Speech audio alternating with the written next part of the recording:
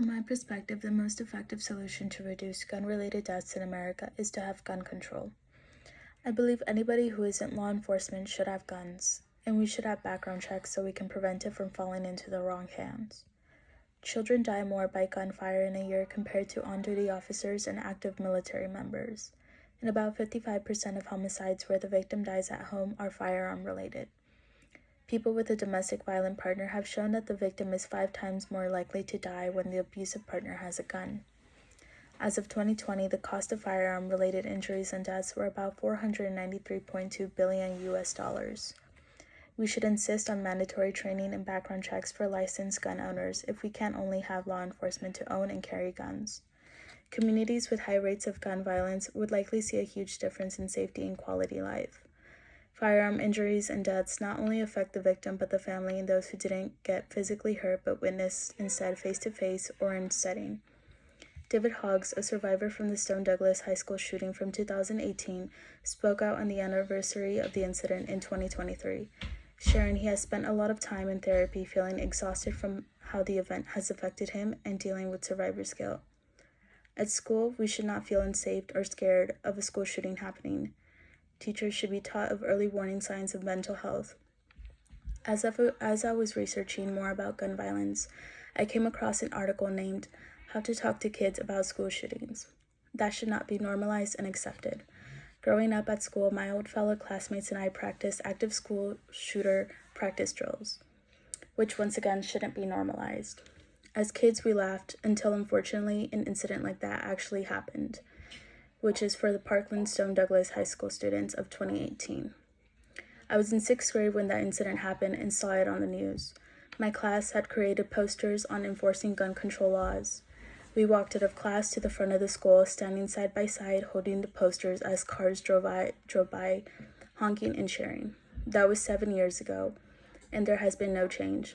Since 2018, as of 2025, there have been 228 school shootings and an estimate of 45,000 to 50,000 deaths caused by guns from 2018 to 2024. From my perspective, the most compelling argument for the proposition that the U.S. federal government should provide free healthcare to its citizens is that it would reduce financial stress and debt. It's unfortunate that people have to create GoFundMes in order to get their medical treatments paid. Health is a basic need that should be accessed to everyone despite their financial status. Obamacare brought the U.S. closer to universal health care. Unfortunately, there is still a long way to go. Free healthcare would improve public health outcomes such as equal services, less worry about doctor fees, including reducing complications and diseases for children when they are developing. Over 44,000 Americans die yearly due to lack of health insurance. Free healthcare is very important for those who are struggling with mental health issues, who need resources and/or medication. In the 2021 analyzed data, the U.S. healthcare system had an overall ranking of 11 out of 11 compared to other countries, from access care, care process, administrative efficiency, equity, and healthcare outcomes. Personally, as someone who needed medication for my mental well-being, I decided to try treatment for my depression and anxiety.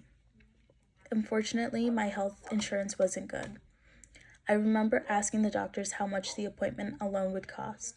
They said it would range from $200 to $300, and on top I would have to pay for the prescribed medication. It was disheartening to hear. It made me realize how poorly the healthcare system access is in the U.S. From my perspective, the most compelling argument against the government establishing safe consumption sites for drug users is that it normalizes drug use instead of prioritizing rehabilitation. In 2022, 110,000 people died of drug overdose, and California had the most death rates caused by it, specifically from fentanyl. Fentanyl is 50 times stronger than heroin. A speckle of it could kill you. The drug is an opiate. You can't taste or see it or smell it, which is why other drugs can easily be laced with it. In one day, 130 people die of drug overdose. 21 to 29% of patients who are prescribed opiates for pain eventually misuse them.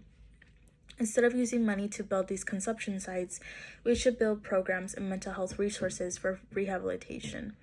As someone who grew up with an addict, it not only affects the individual's well-being, but also affects those around them who care and love that person, who only want them to get and feel better without the use of drug or substance use.